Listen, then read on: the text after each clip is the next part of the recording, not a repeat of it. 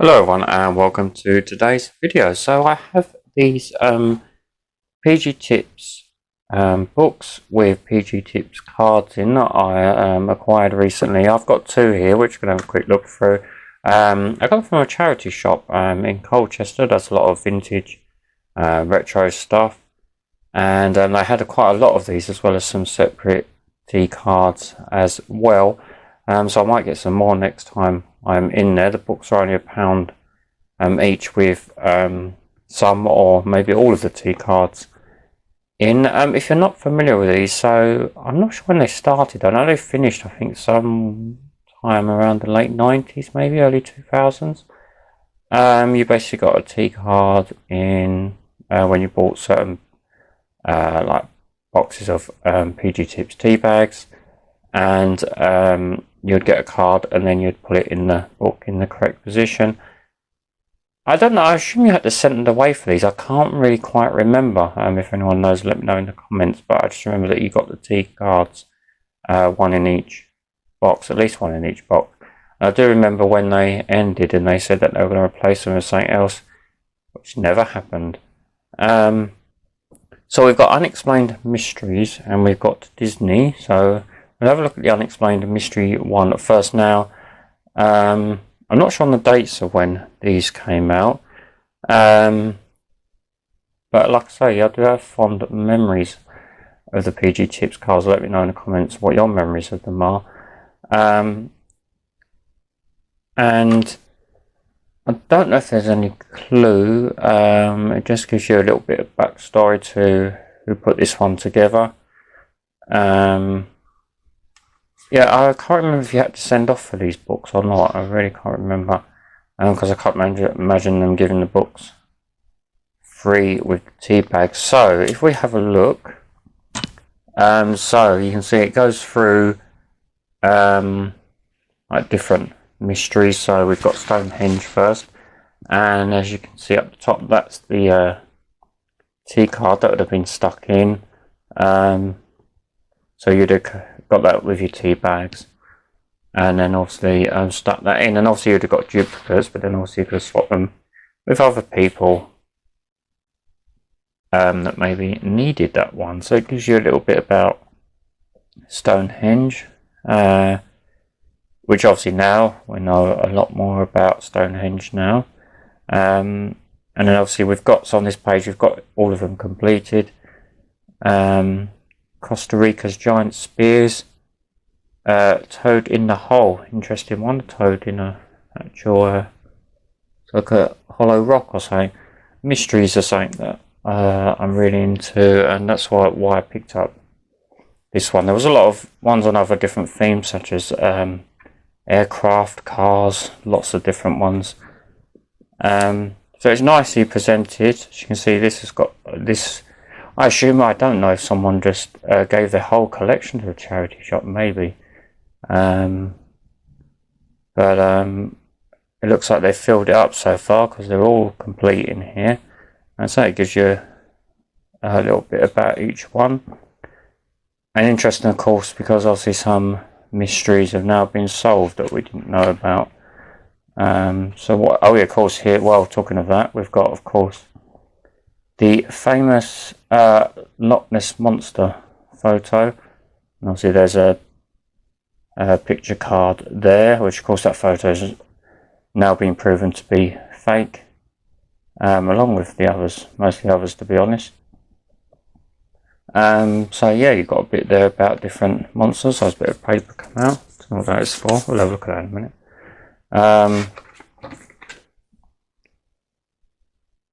So here we've got a lot about, we've got the Indian rope trick, yeah, which of course that's another one we know, sort of know how that happened now. Levitation, of course all these illusions, you know, they're doing it long before, you know, famous magicians that we have now, but, and a lot of obviously magicians' tricks are just, you know, variations of that, but, you know, a lot of them we know how they're done now, but they're still fascinating anyway.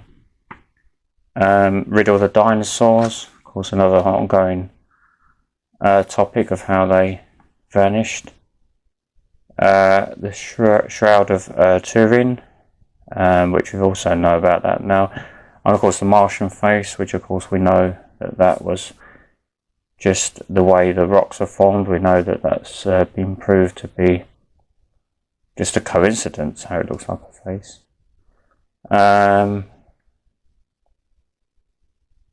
Got lots of different ones here.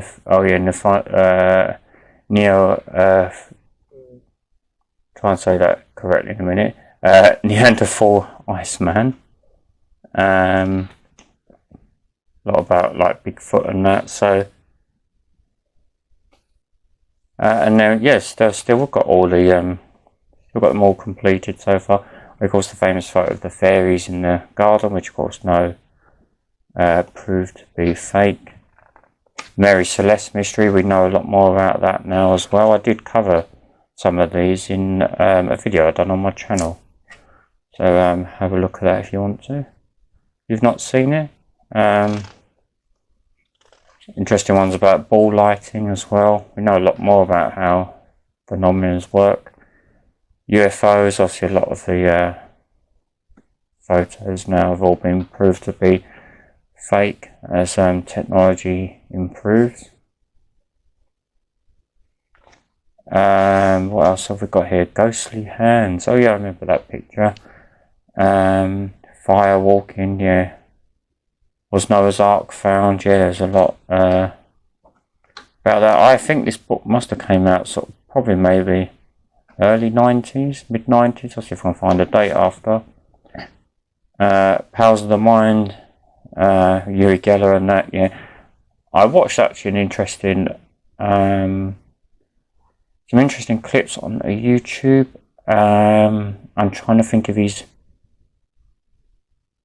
name. I think his name is Randy, but a guy that sort of proved how Uri Geller was doing all this sort of stuff, and other so-called psychics and that, how they were pulling off their more or less illusions, really. They didn't have superpowers. We know about the Bermuda Triangle now as well. James Randi, I think that was his name, something like that, yeah. Rocks that move, I covered that in my video. We know about that. We know about them now. It's not actually a mystery anymore. So I covered that in the video. It's something to do with when sheets of ice will often form in the desert, and so obviously with a sheet of ice the rock's elevated, and then when the ice melts, because it gets warm again in the desert, the rocks will move along, because obviously the ice has turned into water and just push them along, and that's why they leave a trail. So a lot of these mysteries are no longer mysteries, but still it's interesting to have a look. It's got a suggested reading list, which is good as well. So if you want to read about other books as well, mainly those books from the 70s and 80s. Does it say anything? Oh, it just says on the back, picture cards are given free with PG Tips, packet tea and tea bags. So there's no date on there, so if anyone knows, do let me know in the comments. So that's that one. So I'm going to probably purchase some other ones as well, because there's every single tea card in that one, weren't there? What was this picture? I'm just going to have a look at it off screen, just because it was... Oh, it was actually about... Oh, that's interesting. I didn't even know this was in here, because I didn't see it, so I literally... it's new to me. Mirage Mystery Cracked. And it says, a Brooke Bond tea collector's card and a sharp-eyed local historian have combined to explain a century-old photographic puzzle. Card number 5 in this series, Unexplained Mysteries of the World, tells the story of the silent city of Alaska. Alright, so let's have a look at number 5 actually. 1, 2, 3, 4, 5. Oh yeah. So that's that one. The circles in the sky, or Silent City of Alaska, it says. Oh yeah, that is the one, yeah. I've just titled it differently. It says a mirage claimed to have been photographed in 1887 by an explorer called Willoughby. The phenomenon was already known to local Indians as a city in the clouds and appeared each year over Mount Fairweather Glacier. Willoughby's photograph was printed in the Victoria Daily Times on January 26, 1901, and in a book on Alaska in 1899. An article in the Journal of the Royal Meteorological Society in 1901 said the photographed mirage appeared to be an image of Bristol 2,500 miles away, hanging in the air. The furthest a mirage had been previously transmitted was only 600 miles. The mystery was never resolved because the image failed to return after 1900 following an earthquake believed to have disturbed the glacier, causing the mirage. But now Bristol historian Rhys Winston has proved the Willoughby photograph is of a hilltop view of Bristol, reversed after seeing one of the T cards. He claims this allows the mysterious 19th century explorer to be a hoaxer, which is interesting. So yeah, that was nice to find that in there. So I generally didn't know that was in there from I don't know what date obviously that newspaper was when that story was published, but that's interesting. Someone solved that. And like I say, a lot of these have now been solved as well. So let's have a look at the Disney one. I think this is slightly newer than that came out a bit after this one, just because of the PG Tips logo, but I might be wrong. Magical World of Disney. So we've got a little introduction in the beginning, and then we've got Mickey Mouse on the first page. And that's his T card there. Then we've got Snow White and the Seven Dwarfs. Oh yeah, so these two are missing. I look out for these cards. Because like I say, the charity shop did have some separate cards, and then if they have those ones, I can put them in. I didn't notice any Disney ones. So you got here about the Wicked Queen Witch and Snow White, which probably would have been the two that go in there. Oh yeah, because that's part of the witch, by the looks of it, and Snow White would have been with the Seven Dwarfs. So that's what you've done on the card. It would have given you a number, and then you know where to place it within the book. And then we've got Pinocchio. So we've got one of Pinocchio, but we've got number 4 missing, which I'm guessing was Jimmy Cricket, because it's got a bit about Pinocchio and a bit about Jimmy Cricket.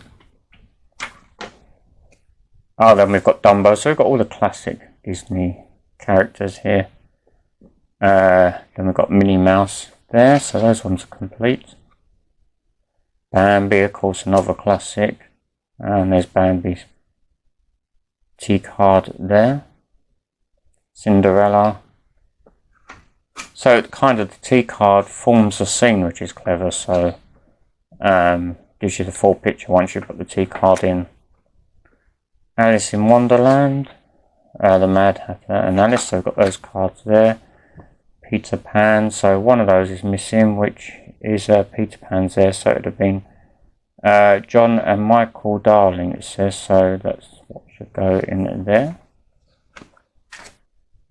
Pluto and Goofy, so we got card each for them, so that's Goofy, isn't it? So Pluto's missing.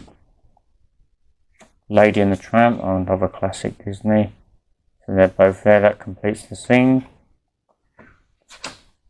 Because I don't remember these books as much as I remember the T cards. I do remember the T cards more. Now we've got Sleeping Beauty. And we've got 101 Dalmatians. So we've got that card there. So some have got one T card in their scene, and one have got 2 or more. We've got Mowgli and King Louie for the Jungle Book. They're both there. Any Adventures of Winnie the Pooh. So we've got Winnie the Pooh and Tigger. Donald Duck. And we've got Oliver and Company. Not the one I'm familiar with so much of all these. Yeah, again, no date really. Just says picture cards are given through PG Tips, packet tea and tea bags. So yeah, so a bit of nostalgia there. I will, like I say, probably get some more next time I'm in that charity shop, next time I'm in Colchester, and have a look at some more and feature them on the channel. You know, I'm sure they probably have some left if someone decides to buy them all up. But this is the first time I've really actually seen tea cards in the charity shop. They're quite rare, I think, because some of them do become quite, you know, collector's items now. Like I say, I will have a little look around next time. There's nice to find that little article about someone that managed to solve the mystery. Let me know in the comments what you think of these, whether you remember them originally and you grew up with them like me, or if you're younger and obviously you're not familiar with these, what you think of them. Would you like the idea of collecting these picture cards and putting them in a book? I mean, it was a, you know, it's a sort of a, you know, a good thing to do at the time. Because, you know, there's your sticker albums. I used to have sticker albums now, but they were a big thing back then. You collected stickers and stuck them in as well in a similar sort of fashion. I always remember it's such a shame that PG Tips stopped this, because I think it'd be such a good thing to do, and there were like cigarette cards as well, but I think it's something that another company or PG could start up again, because there's so many subjects obviously you could do now, and, you know, revisit some of these as well would be good. So like I say, share your comments in the comment section. Let me know what you think of these, and thank you for watching, and please like the video if you enjoyed it, ring that bell for notifications of other retro videos, and subscribe if you want to, and of course thank you if you have, and I'll see you in the next video. Take care, bye for now.